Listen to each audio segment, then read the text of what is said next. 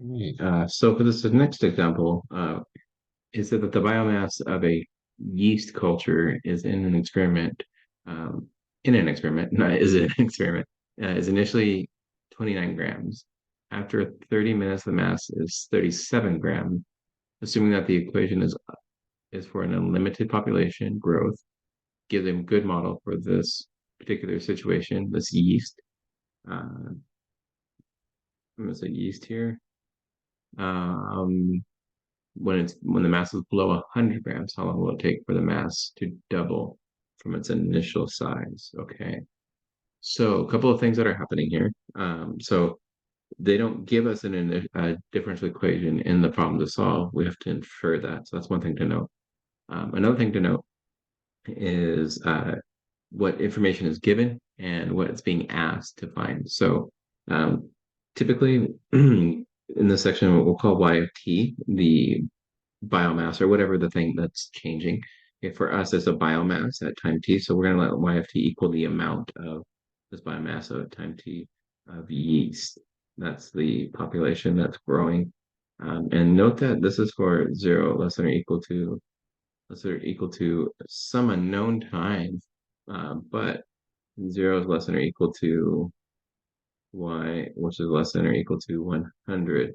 And this is in grams of the yeast where this equation is valid. Okay, so those are some constraints that we're given. We don't know how long this will go, but we do know some information about how long it took.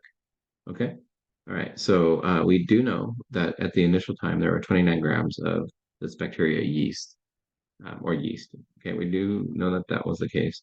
We also know that at y of look like 37 minutes, no, 30 minutes. Okay, so after 30 minutes, the amount was 37 grams. Okay, so this is some additional information that tells us about this specific yeast. Okay, and that's really going to be really important because we are going to assume that under our 100 grams here, which is what we're doing because in doubling the 29 grams. Uh, so we're looking for y of some time t question mark is equal to 29 times 2, or what was that, 60 minus 2, 58 grams? Okay, so we're looking at, given this many grams, we have 58 grams, right? That would be the weight, uh, or the not the weight, but the amount of bacteria that has occurred. We're looking for how long does it take to do that. So that's one of the unknowns. And if you look at the equation, part of the growth process is that's unique to every situation is the growth constant here, the K. And so that's where this information is going to be really helpful in helping us to understand or make connections to the time. But one other thing I will point out here is that this time t equals 30 minutes is important to note that it said it the way that it said it in the problem. After 30 minutes, that means that at t equals 0, you had 29 grams. But in some situations, the clock is already running, and so you have to be careful about does the time that you're measuring, is it with respect to your initial problem, or is it with respect to an ongoing clock from some other time? Okay. If that doesn't make sense, just ignore it. That's an important thing if you catch that. Okay, so we actually don't need to solve this differential equation. We did that already, and we have it that this is the situation here. Okay, and we know that at y of 0, the amount is 29 grams, which is equal to a e to the 0. Or in other words, a, why not, whatever you want to call it, is equal to 29. Okay, so for this specific problem, right now, we know that y of t is equal to 29 e to the kt. Okay, so this is the equation that we need, and then we're going to use this information here to figure out what this value of k is that's specific to our population. Okay, so we know that y of 30 minutes is equal to 37 grams, and noticing that that is bigger, the population is growing, which is what we expected, is equal to 29 e to the k, and this was for 30 minutes. We're assuming here time is going to be measured in minutes. Okay, so we need to solve for t. So I'm going to divide both sides by 29 and then take the natural log and then divide by 30. So in steps, 37 divided by 29 is equal to e to the 30k. Okay, just dividing both sides by 29. Now I'm going to take the natural log of both sides. So natural log of 37 over 29 is equal to the natural log of e to the 30k. These undo each other, just leaving me with 30k. Okay, and now I'm going to divide both sides by that 30k. Okay, so I get 1 over 30 natural log of 37 over 29 is equal to k. Just a little note here, 37 over 29 is bigger than 1, and so that's a really good sign because we are measuring growth here. The growth, the graph of the natural log, so this is natural log of x, this graph here, right here is at 1, 0.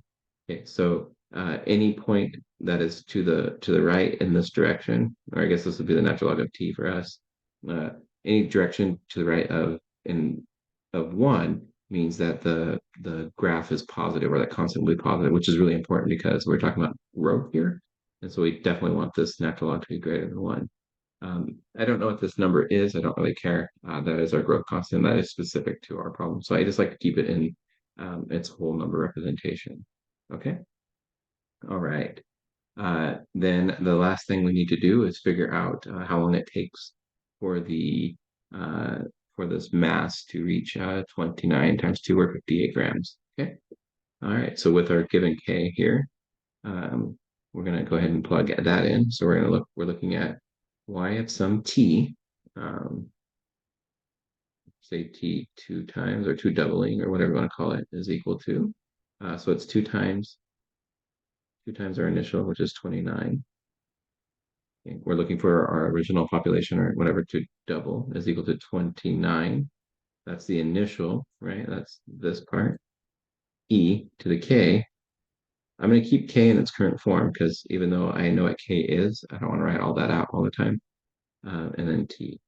Now, the reason why I wrote the doubling like this, 2 times 29, is because since I'm looking at the doubling of the population, I knew that these two were going to cancel out. It just makes the arithmetic easier. So those two are going to reduce down. So I get the 2 is equal to e to the kt. Now, remember, I do know what k is here. So I am going to solve. So I'm going to do just like I did over here. I'm going to take the natural log of both sides. Natural log of 2 is equal to the natural log of this is just going to leave the exponent. So k and t. And last but not least, I'm going to divide both sides by t. So I get 1 over k. Natural log of 2 is equal to the time.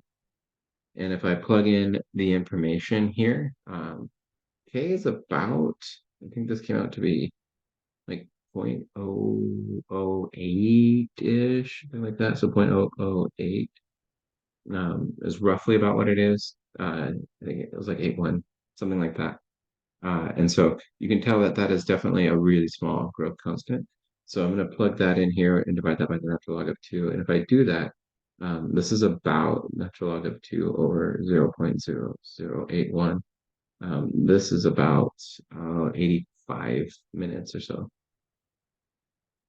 85 minutes, which is really close to the limit that it would take for um, this growth to not be considered unlimited, right? That you're starting to reach the carrying capacity of it. So the actual growth of the thing may be exponential, but eventually at some value it's gonna. So this is in this portion right here is the unlimited portion, but in reality there will be some kind of carrying capacity up here where this will have an inflection and then tend to level off some constant value based either on population size, available space, food, resources, something like that. Anyway, it's a little aside, but that's how you solve this particular problem. Notice that the problem also didn't really involve any differential equation solving since we already knew the solution form, given the kind of problem that we were dealing with. This was really just finding the constant k for the growth and then finding the time it took for the population or the amount of something to double. Okay.